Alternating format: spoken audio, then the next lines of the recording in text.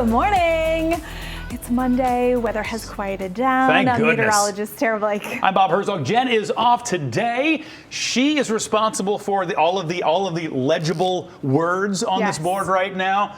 Tara will be responsible for the additional words that will be added. Over the last few days, we have been asking you about the best of the best the Tri-State has to offer in honor of March Madness. We decided we would have our Greater Cincinnati Madness bracket. We just checked upstairs. More than 1,200 of you participated. Nice job, everybody. Thank you. That's great. So we are about to get down to our Elite Eight. We have the results. I know the NCAA March Madness, the men's basketball tournament, they're down to their Final Four. We are getting down to our Elite Eight. We will open the voting, and then we'll find out our Final Four later this week. Okay. All right. So how do you feel? Just before we start announcing who has won which matchups, how do you feel when you look? Like, do you think in the men's basketball tournament, all of the 1 seeds held? Our 1 seeds are Cincinnati Chili, Graders, Bengals, Red. Do you think those hold? Will that end up ultimately being our Final Four? I think so, yes. You think that'll hold? I do. You think much like the tournament, it'll go straight chalk? Classic Cincinnati. Like Cincinnati stuff. You got to have those four. Have to be at the top. That's why they got the 1 seeds. Yeah. You know what I mean? So I definitely see it. Though I personally chose a little bit different than the 1s. Well, that's okay.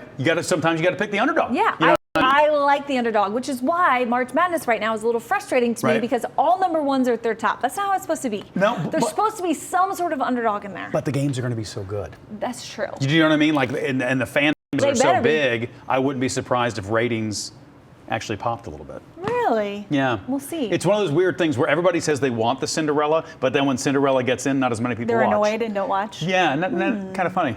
Kind of funny when it goes that way. It depends on your personality as well. Because I will watch more likely because of a Cinderella. But that also has a little bit to do with you're not necessarily backing one team really. That's a good point. Really hard over the others. So. Anyway. Okay.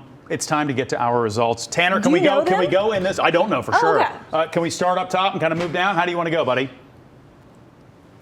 Okay, he said he'll try to figure that out. That's what we like to do. Okay, final results. First matchup, Cincinnati Chili versus Taste of Cincinnati. Landslide. Cincinnati Chili moves on to our Elite Eight. Like you said, some things are so quintessentially Cincinnati in whether you're Skyline or Gold Star or Price Hill Chili or whatever place you go for Cincinnati style chili. It is certainly. That's the number 1 that people ask you. It really, it's right up there. Where have you been? What do you like? Correct. Have you tried it? Yep. All your family and friends that come to visit have to try it. Do you understand that we put it on spaghetti? It's very confusing for a lot of people. It's actually a meat sauce. Sorry, out-of-towners, but it is. Correct. All right, so Cincinnati Chili moves on to face either FC Cincinnati or Kings Island. That's a hard one. Who won out of that one? Let's go.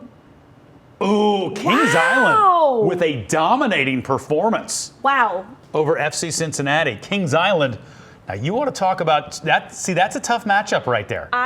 Kings Island versus Cincinnati Chili, our first Elite Eight matchup. Yeah, because that is so Cincinnati too. Right? That's a tough. That's going to be tough. That's going to be tough for the people to vote on. You can actually get Cincinnati Chili at Kings Island. Right. You can also get La Rosa's, I think, there as well, which is another one of our matchups to talk about later. It's crazy. I'm telling you. All right, let's go to the bottom part of our bracket where we had Graders taking on the Newport Aquarium. Wow. Yeah, some matchups are just. I mean, can you ever really beat ice cream? Right, and let's local just point out. Ice cream? Love all of these things. Yes. Love them all. But Graders, a quintessential Cincinnati thing, advances to the Elite Eight to take on either the WEBN Fireworks or the Cincinnati Zoo. Holy Moses, what won in that matchup? I can't believe 1,200 people took part, by the way. That makes me so happy. Cincinnati Zoo. Yeah. Cincinnati Zoo and Botanical Garden running away with it on that particular matchup. So that pits Graders against the Zoo. Are we okay with Cincy? Yeah, that's fine. Okay, I know. Look at those matchups. That is, to get to the Final Four, you're talking, come on with it. Really tough. Okay. So that takes care of this side of the bracket. Let's move over to their side. All right. Cincinnati Reds taking on Montgomery, and now I loves me some ribs. I love the sauce, but that barbecue. seemed like a no-doubter to me, too. Yeah. That's why Reds were a 1 seed. Plus, they probably got a little extra oomph because it was opening day. Yeah, you know what I mean? Everyone was thinking about that. Absolutely. Yeah, for sure. Absolutely. So Reds move on to the Elite Eight. Okay. Oktoberfest Cincinnati versus Blink. This one was tight. This one was a very, very tight contest. Let's see which way ultimately that one went. And it looks like, oh! Dang! That was tight. Close. Oktoberfest pulled it out. I got to be honest, I went Blink. Even with a name like Herzog, I went Blink. But all the dots? Yeah. Reds versus Cincinnati.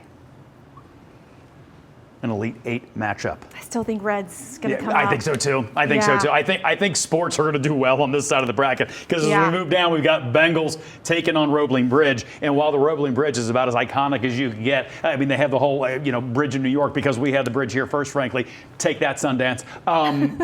But the Bengals, that one seemed like sort of a no-doubter to me as well. I mean, especially after those big contracts, because that means we're just going to win. Right. Win, win, win. Okay. Now, I think this one may have been, we'll see by the percentage here in a second, the closest matchup we had. La Rosa's versus Union Terminal. Another iconic food versus an iconic landmark. What did the people say?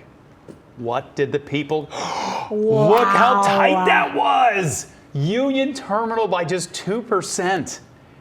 So, local boy, what do you think here? Wow, this just in, that flipped between 6 a.m. and now. Because we mentioned at 6 a.m. it was your last chance to vote.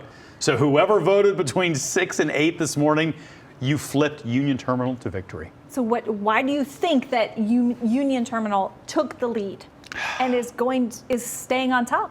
What do you think it is? I think it's a lot of things. The nostalgic, obviously. Yeah, it is truly, and the Roebling Bridge is as well. But Union Terminal is such an iconic image of the city. Like when you picture the city, even though it's not in sort of that river skyline that we think of, like it is just one of those spots. And it's also the Hall of Justice. Yes. For the Super Friends. Important. So that may have put it over the top as well. But that, ladies and gentlemen, is your Greater Cincinnati Elite Eight. Cincinnati Chili versus Kings Island. I'm going to circle these two. Graders versus Cincinnati Zoo. Reds versus Oktoberfest Cincinnati. And Bengals versus Union Terminal. We had a lot. Yeah, the ones. Of what you would expect. Yeah. Some threes here. Yeah, some threes got through. Graders got through.